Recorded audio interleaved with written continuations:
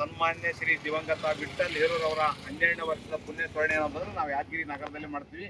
ಅಲ್ಲೇ ಅದ ಪ್ರತಿಯೊಂದು ಹಳ್ಳಿಯಾಗ ಒಂದೊಂದು ಸಲ ಮಾಡ್ಕೊಂತ ಹೋದ್ರೆ ಎಲ್ಲ ಕಡೆ ಅಜಾತ್ ಅಂತಕ್ಕಂಥದ್ದು ಎಲ್ಲರೂ ಅಲ್ಲಿಗೆ ಬರ್ಲಿಕ್ಕಾಗಲ್ಲ ಅಂತ ದೃಷ್ಟಿಯಿಂದ ಏನದ ಒಂದೊಂದು ಕಡೆ ನಿನ್ನೆ ಊರಿಂಚೆ ಧ್ವಜಗಡ ಬಿಡುಗಡೆ ಮಾಡಿದ್ವಿ.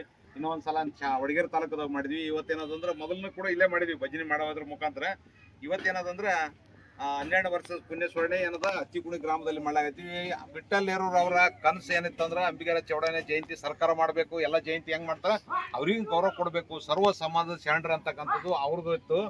ಆಮೇಲೆ ಅಂಬಿಗರ ಚೌಡಯ್ಯನ ಅಭಿವೃದ್ಧಿ ನಿಗಮ ಆಗ್ಬೇಕು, ಆ ಸಮುದಾಯದ ಬಡವರಿಗೆ ಏನಂತ ಲೋನ್ಗಳು ಸಿಗ್ತಕ್ಕಂಥ ವ್ಯವಸ್ಥೆ ಆದ್ರೆ ಅನುಕೂಲ ಆತಂತ ಅವ್ರದ್ದಿತ್ತು. ಆಮೇಲೆ ಅವ್ರದ್ದು ಪೀಠ ಆಗ್ಬೇಕು, ಇವ್ರಿಗೆ ಶರಣರಿಲ್ಲ ಅಂತಕ್ಕಂಥದ್ದು ಇತ್ತಲ್ಲ, ಪೀಠ ಆಗ್ಬೇಕಂತ ಅವೆಲ್ಲನೂ ಕೂಡ ಈಡೇರಿಸಿದ್ರು.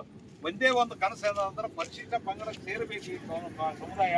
ಭಾಳ ಎಲ್ಲ ಅರ್ಹತಿದ್ರು ಎಲ್ಲಾನು ಪರಿಶಿಷ್ಟ ಪಂಗಡಕ್ಕೆ ಸೇರ್ಬೇಕಾದ್ರೆ ಏನೇನು ಲಕ್ಷಣ ಎಲ್ಲ ಲಕ್ಷಣ ಇದ್ರು ಕೂಡ ರಾಜ್ಯ ಮತ್ತು ಕೇಂದ್ರ ಸರ್ಕಾರಗಳು ಏನದ ನಮ್ಮ ಮತ ಬ್ಯಾಂಕ್ಗಳನ್ನು ಮಾಡ್ಕೊಂಡು ಚುನಾವಣೆ ಬಂದಾಗ ಮಾತ್ರ ನಮಗ ಸೇರಿಸ್ತೀವಿ ಅಂತ ಹೇಳಿ ಅವತ್ತೇನ ನಾಟಕ ಮಾಡಿ ಇವತ್ತು ಅದು ಮಾಡ್ರ ಅವ್ರ ಕನಸು ಅದಿತ್ತು. ಅಂಬಿಗರ ಚೌಡಯ್ಯನ ಕಂಪ್ಲೀಟ್ ಇತಿಹಾಸವನ್ನು ಸದನದಲ್ಲಿ ಸುಮಾರು 2 ಗಂಟೆ ಮಾತಾಡಿರ್ತಕ್ಕಂಥ ಇತಿಹಾಸ ಅದ.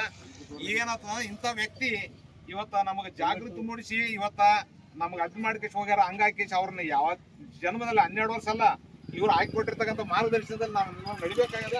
ಮುಂದಿನ ದಿವಸ ಏನದ ಪರಿಶಿಷ್ಟ ಪಂಗಡಕ್ಕೆ ಸೇರಿಸಿ ಇವರ ಆತ್ಮಕ್ಕೆ ಸಿಗ್ತಕ್ಕಂಥ ಕೆಲಸಕ್ಕೆ ನಾವೆಲ್ಲರೂ ಪಣ ತೊಡ್ಬೇಕಂತಕ್ಕಂಥದ್ದು ಹೇಳಿ ನಾನು 2 ಮಾತು ಮುಗಿಸ್ತೀನಿ. ಜೈ ಅಂಬಿಗರ ಜಯ, ಜೈ ವಿಠ್ಠಲ್.